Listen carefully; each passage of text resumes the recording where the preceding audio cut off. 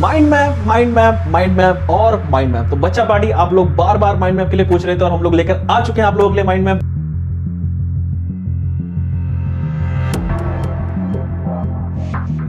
आज हम बात करने वाले हैं करंट इलेक्ट्रिसिटी के माइंड मैप की। हाँ जी बच्चा, करंट इलेक्ट्रिसिटी चैप्टर नंबर 3 है आपके बोर्ड्स के लिए और बोर्ड से रिलेटेड बिल्कुल जो जो चीजें आपको दिमाग में रखनी चाहिए, क्या फॉर्मूला आपको दिमाग में रखना चाहिए, सारी की सारी बातें हम यहां पर करने वाले हैं।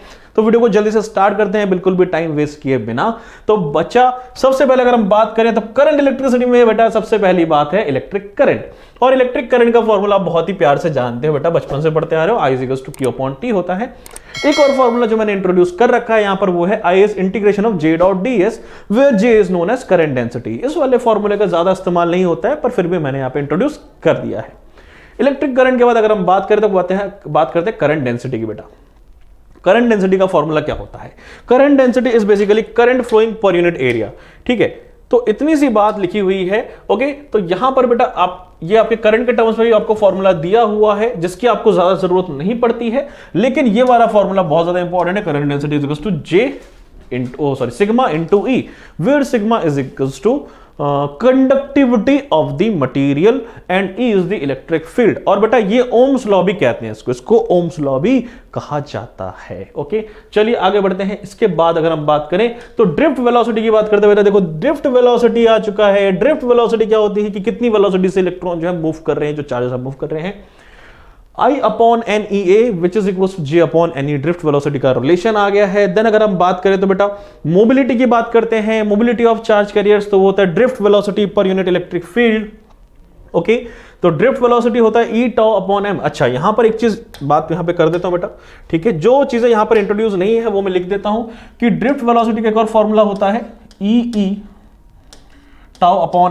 Okay, this is the formula for drift velocity. One more formula, and अगर मैं इसको इलेक्ट्रिक फील्ड से डिवाइड कर दूं तो ई से ही कट जाएगा, जो कि आपका मोबिलिटी निकल के आ जाता है। ओके, एंड टॉ क्या होता है? टॉ is the your average collision time या रिलैक्सेशन टाइम आप बोलते हो टाओ को। ओके, चलिए आगे बढ़ते हैं। आगे अगर हम बात करें तो ओम्स लॉ की बात करते हैं बेटा। ओम्स लॉ वो भी आप बचपन से पढ़ते आ रहे हो। Ohm's law is J/J is equal to sigma into E, where sigma is conductivity बेटा।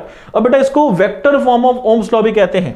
यहां पर एक चीज नोट करना, कुछ बातें बेटा ये PDF ये तो आपको मिल जाएगा, ये जो पिक्चर है तो आपको मिल जाएगी, पर कुछ बातें जो मैं बता रहा हूं वो कहां मिलेगी बेटा?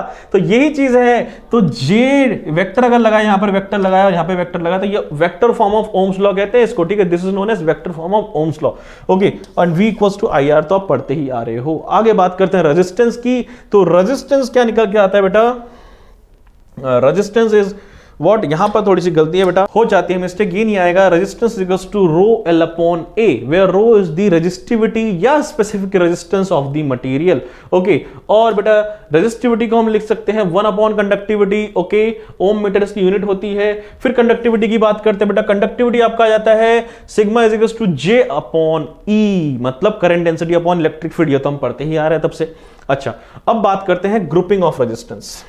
आ जाओ बेटा, आ जाओ कि रेजिस्टेंस की ग्रुपिंग कैसे होगी।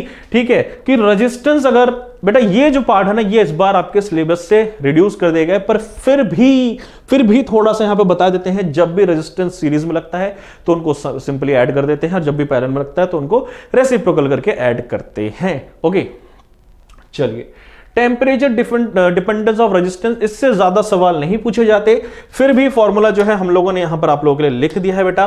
क्या लिख दिया है कि अगर रेजिस्टेंस की बात करें तो रेजिस्टेंस का टेम्परेचर डिपेंडेंस होता है R0 1 + alpha T - T0। Okay, और रेजिस्टिविटी की बात करें तो ρ0। ठीक है, जो चीज यहां पे नहीं लिखी है वो मैं लिख देता हूं, ρ0 1 + same formula, same pattern follow करता है।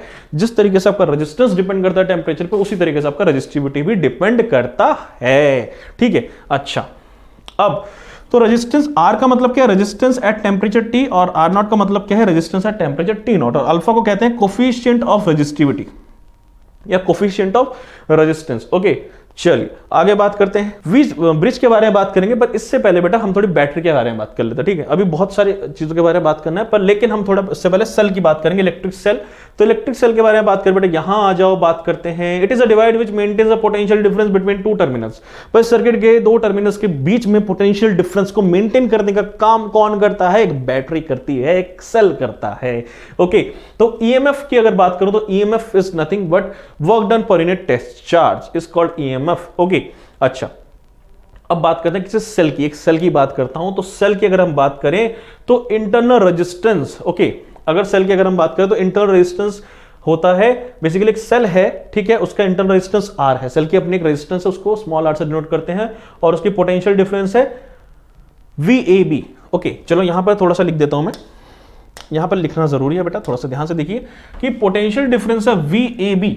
ओके, VAB पोटेंशियल डिफरेंस है, मतलब कि VAB को हम लिख सकते हैं VA माइनस VB। ओके, यही चीज यहां पे लिखी हुई है, which is equal to EMF minus IR। जब भी किसी सेल से करंट ड्रॉ होता है, जब करंट फ्लो होता है तो डिस्चार्ज होता है, तो उसके अक्रॉस पोटेंशियल डिफरेंस जो आएगा वो होता है E minus IR, where E is the EMF। Clear है?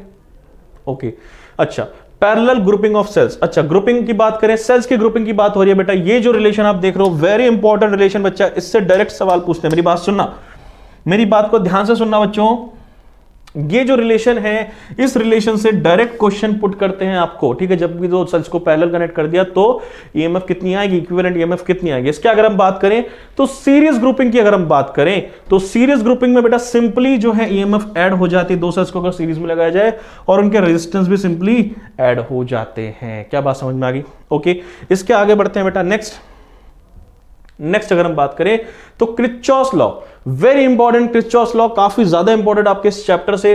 क्रिचॉस लॉ आपकी दो बातें कहता है, दो लॉ है उसके बेटा, there are two laws of Kirchhoff's law.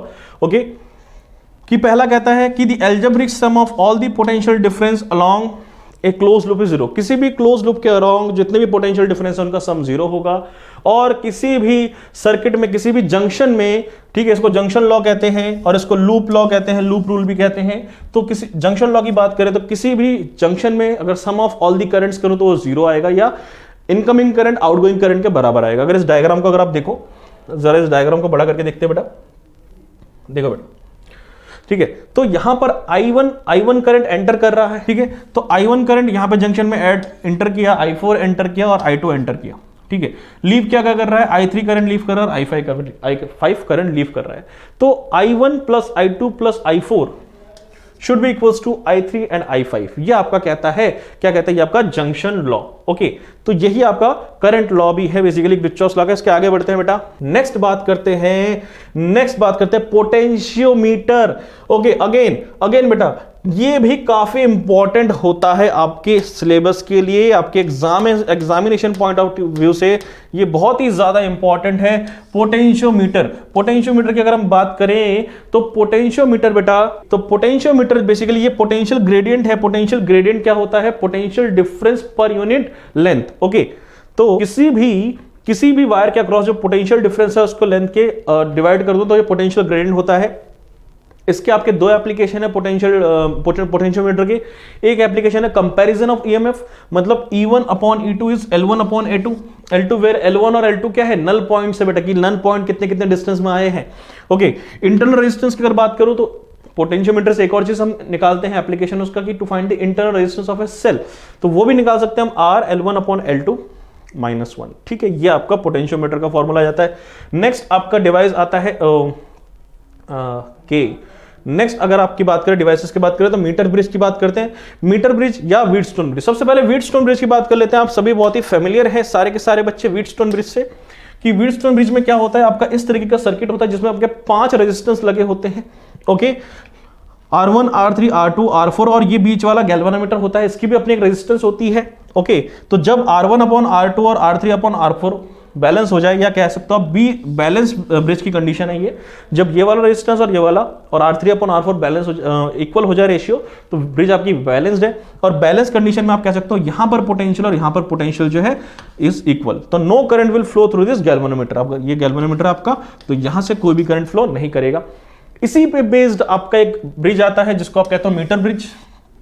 Okay, तो मीटर ब्रिज पे आते हैं। मीटर ब्रिज की अगर हम बात करें तो अननोन रेजिस्टेंस निकालने का फॉर्मूला क्या होता है, मीटर ब्रिज में क्या करते हैं, एक अननोन रेजिस्टेंस फाइंड आउट करते हैं।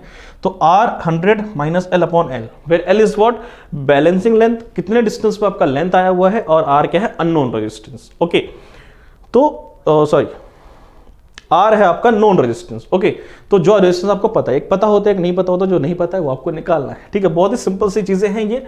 ओके बेटा, तो यहां पर जो है हम लोगों ने ये आपकी करंट इलेक्ट्रिसिटी का जो है माइंड मैप कर लिया है कंप्लीट। और वीडियो अगर आपको पसंद आ रही हो तो वीडियो को लाइक करें, चैनल को सब्सक्राइब करते रहे बेटा, और वीडियो को शेयर भी कर दें।